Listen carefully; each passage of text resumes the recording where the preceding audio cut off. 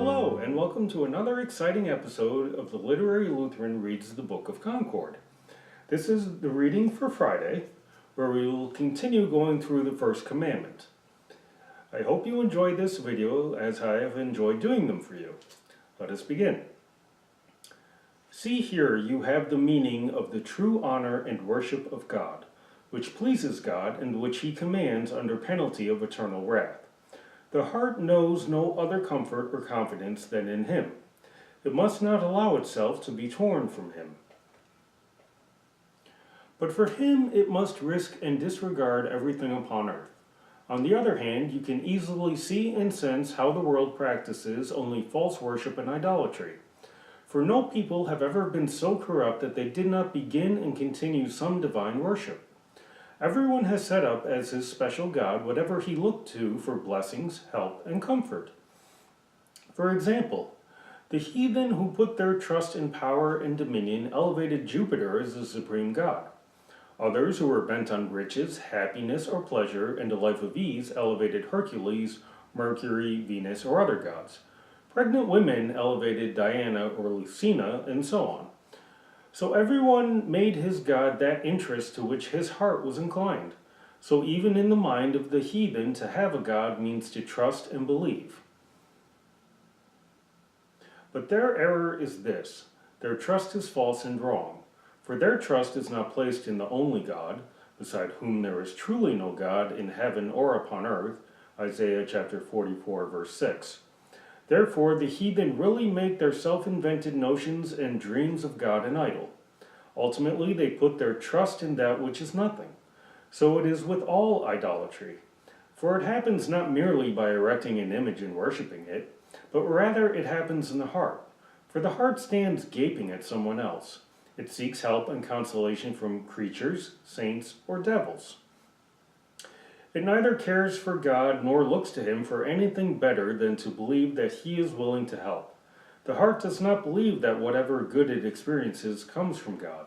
James chapter 1, verse 17.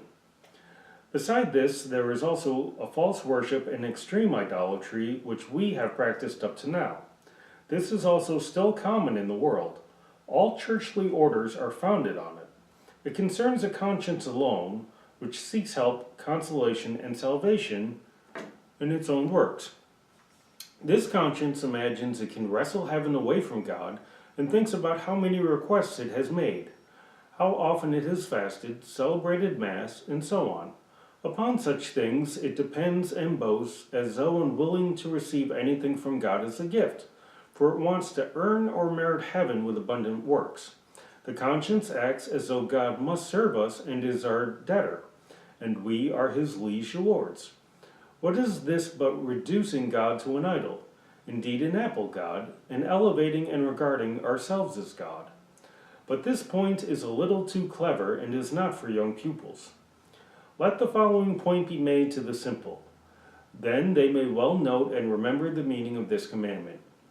We are to trust in God alone and look to him and expect from him nothing but good, as from one who gives us body, life, food, drink, nourishment, health, protection, peace, and all necessaries of both temporal and eternal things. He also preserves us from misfortune.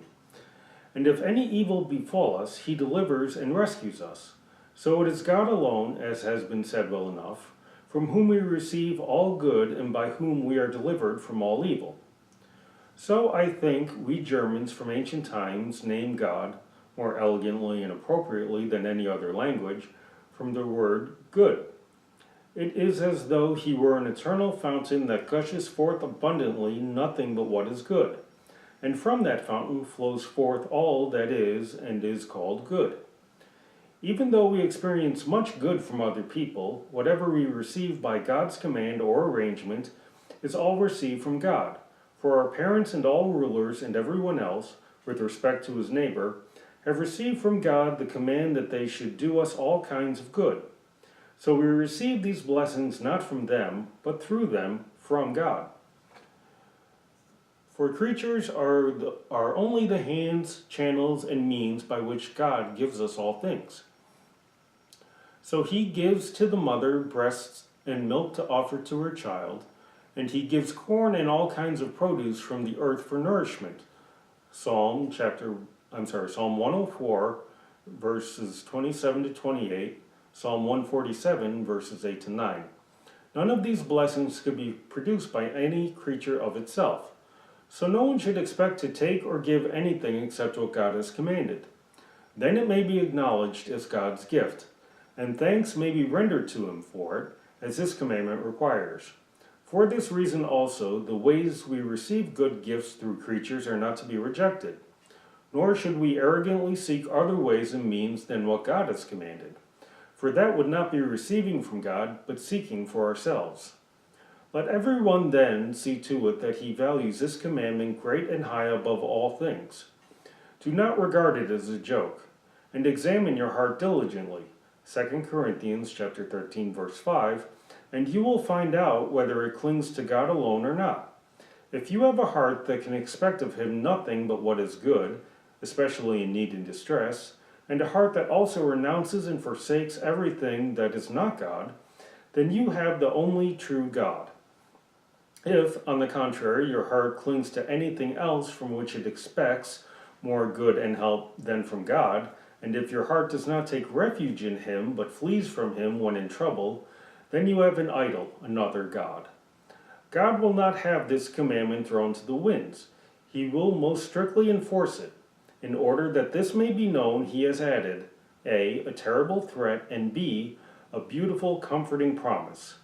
This promise is also to be taught and impressed upon young people, Deuteronomy chapter 6, verse 7, that they may take it to heart and hold it.